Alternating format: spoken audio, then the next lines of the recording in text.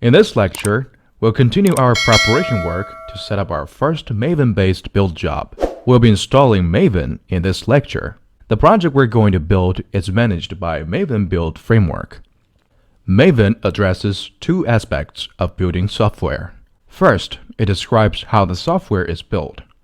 And secondly, it describes its dependencies. There are many Java build tools available, such as Maven and Gradle. Gradle is getting more and more popularity, but Maven is still the most widely used one at this moment.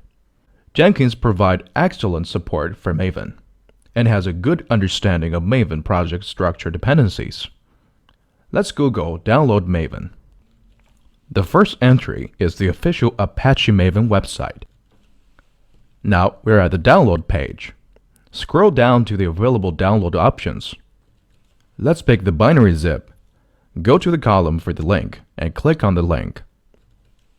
Now it's downloading the entire distribution for Apache Maven.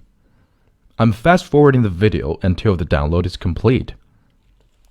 Once the .zip file has completed downloading, it should appear in the download folder.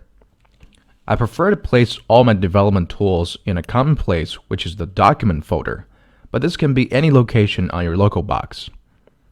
Next, let's extract the .zip file. In Mac OS, I just double-click the .zip file. In Windows, you can right-click on it and then choose Extract All from the pop-up menu. Once the extraction is complete, a new folder would appear under the same directory. The folder should be named after Apache Maven plus the version number. Next, we need to add the bin directory of this new folder to the path environment variable so that our operating system knows where to find our Maven executable. This step varies depending which operating system you're running on. If you're using Mac or Linux, you should be able to follow along. If you're using Windows, just go back to the Maven download page and click Install, then scroll down. Just follow the Windows tips section to update the path environment variable. Now, let's see how we can do this on a Mac or Linux machine.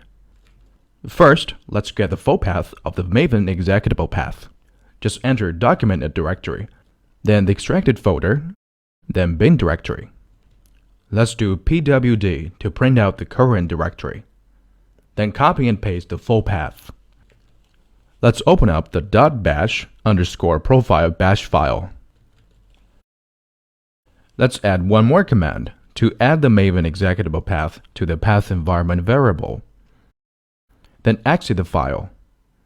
Now we'll source the bash file to load the environment variables in the current session.